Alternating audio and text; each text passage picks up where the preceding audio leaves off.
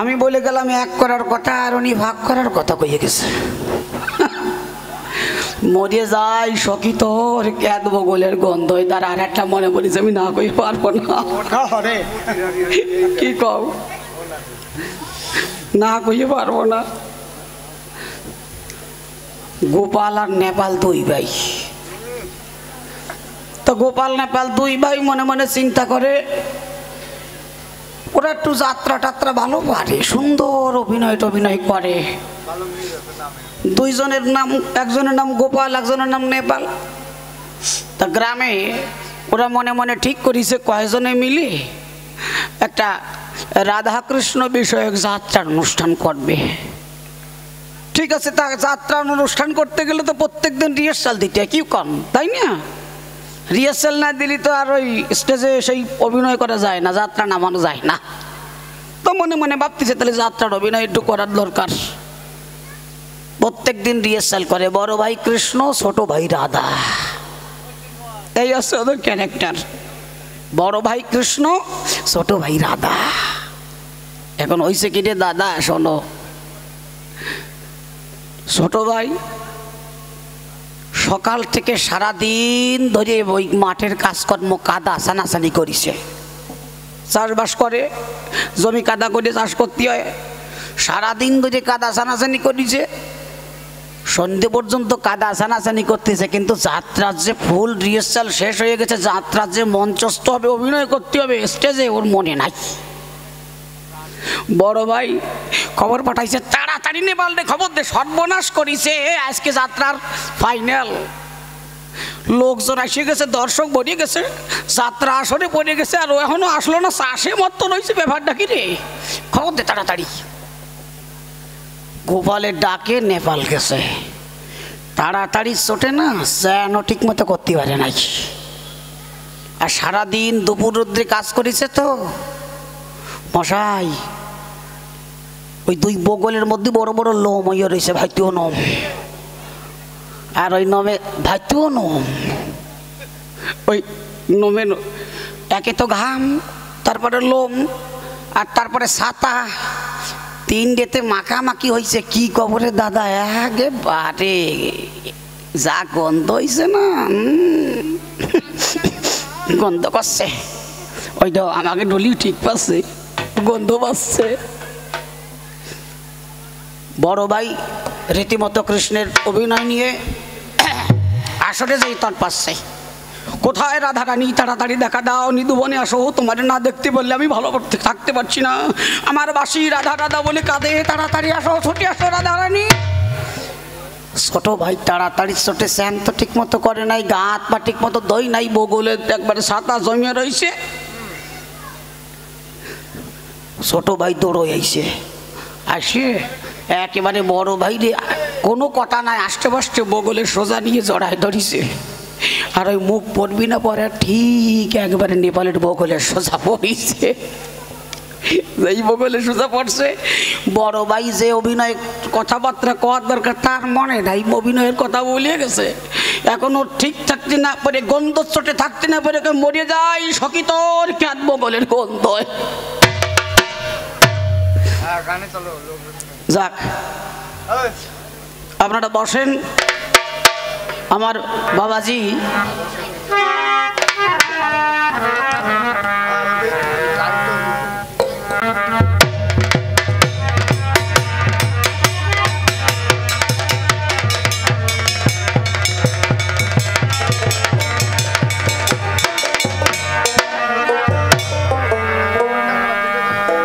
এক ভক্ত অনুরোধ করলেন যে বাবা বাগলার আজও সেই বৃন্দাবনে বাঁশি বাজে রে।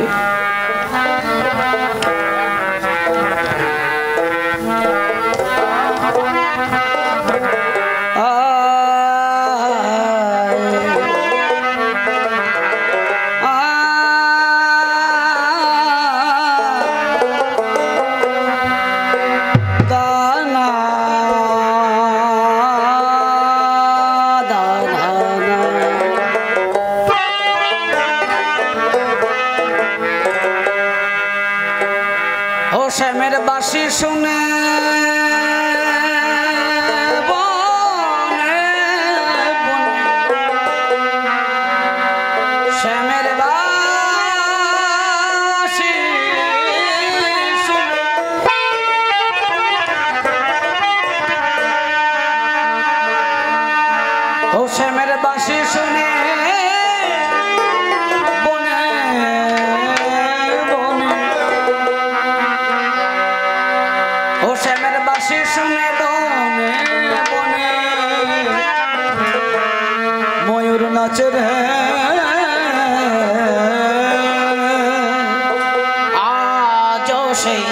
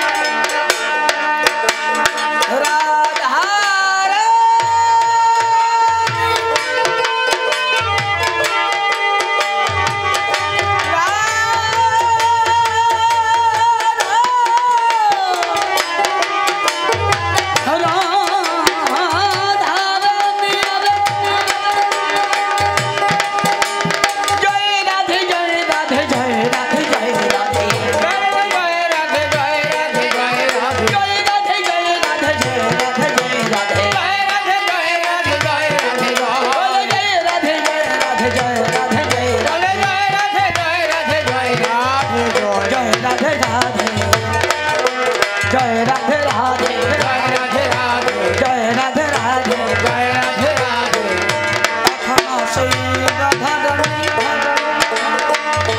যেমন বাঁশি শুনে পাগলিনী এখনো সেই রাধারানী বাঁশি শুনে পাগলিনী এখনো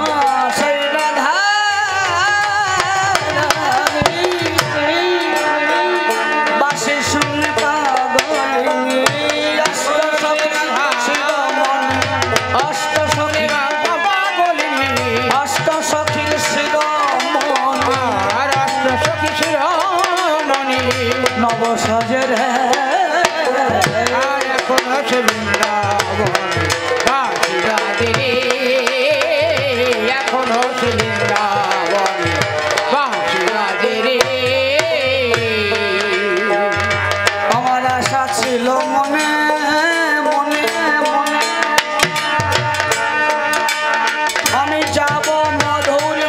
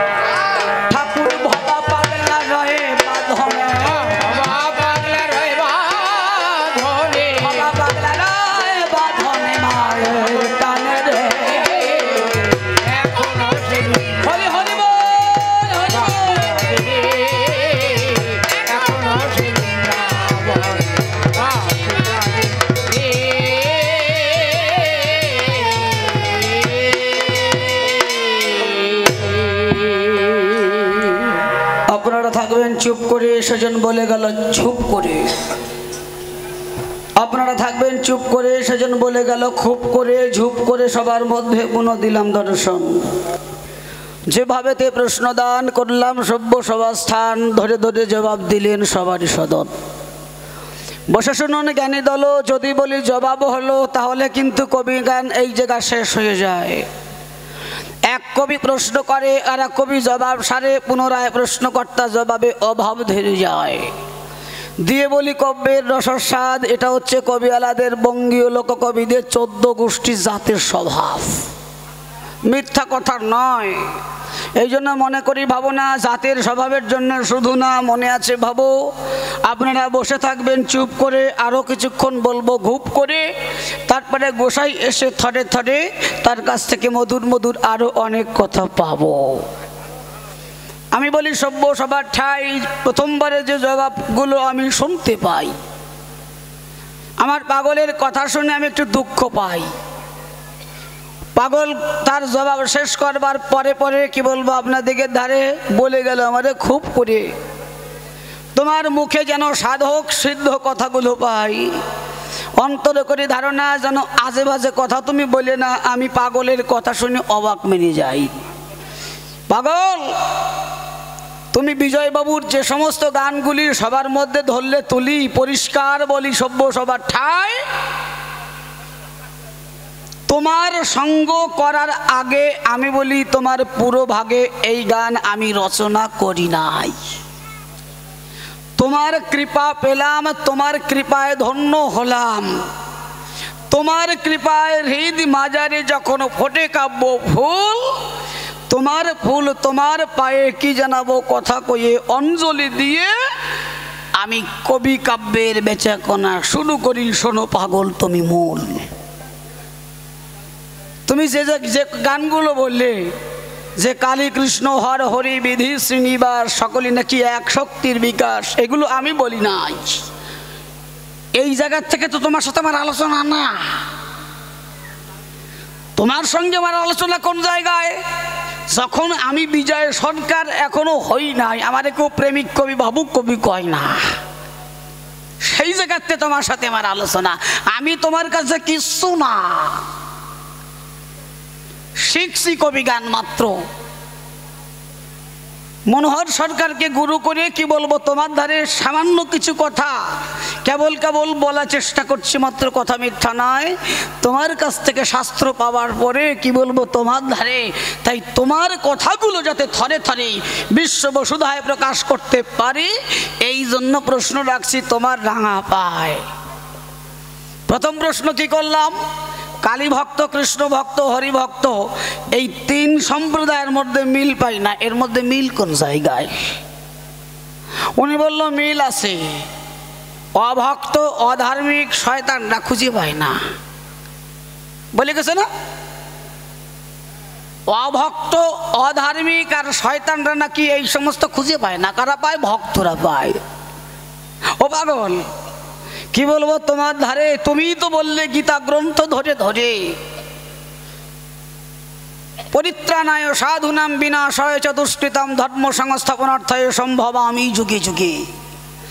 সাধুদের পরিত্রাণ করবার তরে আর অসাধুদের বিনাশের তরে কৃষ্ণ আসেন নাকি যুগে যুগে ধরা পড়ে, অর্জুনের দ্বারে পরিষ্কার করে বলেছে, ব্যাখ্যা করি। পাগল, আমি তোমার কাছে শুনতে চাই, বলবি আজি মঠাই যে অমানুষ অভক্ত অসাধকদের কথা তোমার মুখে পাই, তুমি আমার কথা নেবা। কোন কোন কর্ম করলে পরে একজন অভক্ত ভক্ত হতে পারে, অসাধু সাধু হতে পারে, অপ্রেমিক প্রেমিক হতে পারে, অরসিক রসিক হতে পারে, এই জায়গায় আমার প্রশ্ন, পুনরায় কথাগুলি ধরে ধরে জবাব দেবা। তারপরে তোমার কাছে জানতে চেয়েছিলাম, তাই পাগল আমি তোমার কাছে একটু জানতে চাই, জগতে কৃষ্ণ বড় না কালী বড়? তুমি একটা বাজে কথা বলে গেছো, আমি শুনে লজ্জায় মরে যাই। কি বলেছ? বিন্দু দাসের মনেও নাকি গোলযোগ ছিল, বিন্দু দাসের মনও নাকি পরিষ্কার ছিল না। কেডা কইছে? বিন্দু দাসের নাম, বিন্দু দাস কোনোদিন মাছ মাংস খেতেন না, নিরামিষ আহার করতেন। মিথ্যা কথা না, আমার পাগল নিজে মুখে করেছে বর্ণনা। কি বলবো তোমার ধারে, পাগল যদি কাচিমের মাংস ভক্ষণ করে নাকি বিন্দু দাসের মুখ দিয়ে সেই মাংস বাহির হয়? হতেই পারে, এটা তো গুরু ভক্তির বিষয়। শিষ্য যদি মনোপ্রাণ এক করি, সে গুরুর চরণ দুটি আঁকড়ে ধরে জীবন যৌবন গুরুপদে সমর্পণ করে দেয়, অন্তরে করো ধারণা, শিষ্য যা খাক না কেন গুরুদেবের নিবেদিত হয়ে গেলে তা আর কখনো অশুদ্ধ হয় না, তাই না? অসুবিধে কোন জায়গায়? তুমি বললে কি, আমি বললাম কৃষ্ণ বড় না কালী বড়? আমার বলার প্রয়োজনটা কি? তুমি কৃষ্ণ ভক্ত, নিজে কালী পূজা করেছ, আচ্ছা তুমি তো পাগল কালী পূজা করেছ, কৃষ্ণ ভক্ত আর কালী ভক্ত এক হয়? কি বলেন আপনারা, এক হয়? কৃষ্ণ ভক্ত কালী ভক্ত এক হয়? কৃষ্ণ ভক্তদের পোশাক কি কি? কপালে তিলক, ডোর কৌপিন পরা থাকে, তারপরে তুলসী মালা গলায়, তাই না? ডোর, কৌপিন, বহির্বাস, তুলসীমালা আর হরের নাম ও সদামুখে বৈষ্ণবের পঞ্চলক্ষণ হয়। বৈষ্ণবের পঞ্চলক্ষণ। আর যারা শাক্ত, কালী নামে আসক্ত, তারা কি করে? লাল রঙের পোশাক পরে, কপালে সিন্দুরের ফোঁটা মারে, আর বোতল দেয় মুখে ভরিয়ে, এটা গরমই আলাদা। আর বৈষ্ণবের ডাক কি? হরে কৃষ্ণ, জয় নিতাই। মনে হয় যেন আর কেত্রা হয়ে গেছে। আর কালী ভক্তরা জয় জয় তারা, মানে গলার কি উচ্চারণের ধারা। তাহলে বৈষ্ণবের পোশাক আলাদা, বৈষ্ণবের ভজন আলাদা, কালী ভক্ত যারা যারা তাদের পোশাকের ধারা আলাদা। মিথ্যা কথা নয়, জানেন আপনারা, তাদের ভজনও আলাদা। তারা শিবকালী ভজন করে। উনি কি বলল? কালী পুজোয় মদ লাগে না। কালী পুজোয় মদ লাগে না। এই যে 51 খণ্ড কালী পুজো হচ্ছে, এই জায়গা কি মদ টদ ব্যবহার হয় নাই? কি কন, কি কন আপনারা? কর না কেন? এই যে 51 খণ্ড মায়ের পূজা, অন্তরেতে আছে মজা। মায়ের পূজায় মদ ব্যবহার হয় নাই? কেউ কোনো কথা কয় না। ওই তো এখন তো হইছে, তখন করলে না কেন? তোমাকে জলির দোষ আছে, বুঝতে পারতেছি। তোমাকে জলির দোষ আছে। শোনো, আমি আর ছোট বিজয় সরকার দুইজন এক জায়গায় গান গাচ্ছি। ছোট বিজয় সরকার আর হীরামন সরকার দুইজন এক জায়গায় গান গাচ্ছে। আমি প্রশ্ন করতে উঠছি, আর আমরা জোটে আছি এখন বর্তমানে। ছোট বিজয় সরকার এবং হীরামন সরকার আমরা জোটে আছি দুইজন। আমি প্রশ্ন করতে উঠছি, ওটার পরে সামনে এক বুড়ো মানুষ বসে আছে। আমি ওটার সাথে সাথে সে আড়িও জোল দিয়ে আরম্ভ করেছে। আড়িও জোল মানে আসছে না। আমি ভাবলাম, আমি প্রশ্ন করতে পারলাম না, তার আগে আড়িও জোল দিয়ে আরম্ভ করলো। ব্যাপারটা কি, কিছু কব না, দেখি ভাবটা কি। পরে যাই দেখি যেই ছোট বিজয় উঠিছে, ও গান শুরু করতে পারে নাই, আগের তেই মাথা সদর জোল দিয়ে আরম্ভ করছে, মানে আসছে, বুঝলেন? পরে আবার যাই আমি উঠছি, আবার সেই উল্টো চুল। ছোট বিজয় যখন ওঠে আবার সেই সদর চুল। আমি আর থাকতে না পেরে ডাক দিয়ে বলছি, ও বুড়ো কর্তা, উঠে দাঁড়াও। ব্যাপারটা কি, কি হয়েছে? এইরকম পরিস্থিতি কেন? আমার সময় উল্টো চুল, ওর সময় সদর চুল। আমি প্রশ্ন করতে পারলাম না, তার আগেই উল্টো চুল। ও জবাব দিতে পারে না, তার আগেই সদর চুল। ব্যাপারটা কি? কয়, সরকার মশাই, ও তোমারও দোষ না, ও আমারও দোষ না, হচ্ছে জলির দোষ। আমার বাইতুও ব্যারাম আছে, ওই বাইতুও ব্যারামে একবার সদর চুল, একবার উল্টো চুল। তোমার সময় যদি উল্টোটা ভরে আর ওর সময় যদি সদরটা ভরে, আমার কিছু করার নাই। কার ভাগ্যে কখনো চুল পরে? মায়ের বুঝে মদ লাগে না। উনি বললো মায়ের বুঝে মদ লাগে না। কে বললো মায়ের বুঝে মদ লাগে না? আপনারা মহালয়া দেখেছেন না? মহালয়া দেখবেন,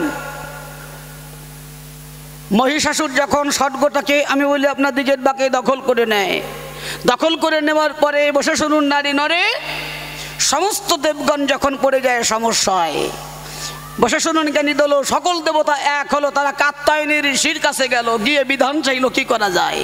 কাত্যায়নী ঋষি করে, কথা লও, তোমরা সবাই মিলে ব্রহ্মা বিষ্ণু মহেশ্বরের শরণ নেও। সেই সময় ব্রহ্মা বিষ্ণু মহেশ্বরের শরণ নিল। বসে শুনুন জ্ঞানী দল, ব্রহ্মা বিষ্ণু মহেশ্বরের শক্তি এবং দেবতাদের শক্তিপুঞ্জ একত্রিত হয়ে সেখানে আদ্যা শক্তি মহামায়ার আবির্ভাব হলো। এটা পরিষ্কার মহালয়ায় দেখা যায়। আমার পাগল মনে হয় দেখে নাই। আপনারা দেখতে পারেন, পাগল দেখে নাই। পাগল দেখলে শিখের গর্ত। তারপরে কি হলো? সেই মহিষাসুরকে বধ করবারে মা আদ্যা শক্তি যিনি দশভুজা, 10 শক্তি 10 অস্ত্র নিয়ে করে, যখন যুদ্ধ করতে গেল, তখন মহিষাসুর তো অনেক তর্পাতর্পি আরম্ভ করেছে। তখন দুর্গা দেবী কি বলেছিল? ভালো করে মহালয়ার অংশটা দেখবেন, সেখানে কি বলছে? গর্জ গর্জ মুরং গর্জ জবত মধু পিবতম। হে বৎস, হে মূঢ়, গর্জন কর, গর্জন কর, ততক্ষণ পর্যন্ত গর্জন কর যতক্ষণ পর্যন্ত না আমি মধু পান করি। ওই মধু কি? কি বলবো আপনাদের ধারে ঋগ্বেদ আদি শাস্ত্র মন্থন করে যে আয়ুর্বেদ শাস্ত্রখানা রচনা হয়েছে ধরা পড়ে। বসে শুনুন নারী নর, আমি দেই সেই খবর, ওই আয়ুর্বেদ শাস্ত্রটা মন্থন করে দামি দামি সুপেয় মদ তৈরি হয়, মিথ্যা কথা নয়। আরে যে হাজার হাজার লক্ষ লক্ষ ভক্ত, এরা তো মায়ের পাশে পায়ে কালী মায়ের পুজোয় মদ দেয়, দেয় না? তাহলে তুমি আমার কথা হলো আমার একটু বুঝাইয়ে দাও, আমি তো ভালোভাবে বুঝতে পারি নাই। প্রকৃতপক্ষে মা কি মদ খাবার বিধান দিয়েছে না দেন নাই? যদি না দেয় তবে মায়ের পূজায় মদ লাগে। তারপরে আর একটা কথা, মায়ের পূজায় মদ লাগে। এই জন্য বলি সভ্য সভাস্থান, তোমার কাছে আমার নিবেদন, কথা নেবে আরো একটু ভালো করে ব্যাখ্যা করে কি বলবো তোমার ধারে একটু বুঝাইয়ে দেবে সত্যিকারের মদ তত্ত্বটা কি, আরো একটু করবে বিশ্লেষণ।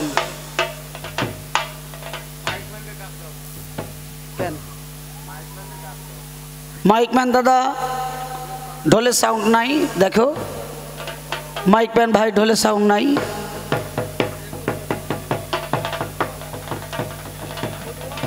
কই গো, ঢোলে সাউন্ড নাই, মাইকম্যান দাদা কোথায়?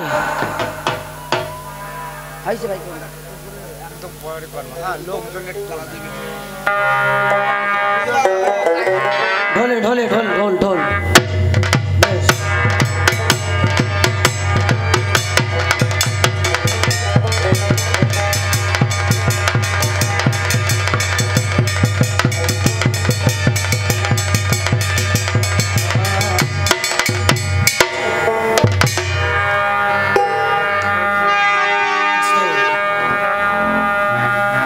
আমি সত্যি একজন মানুষ কিনা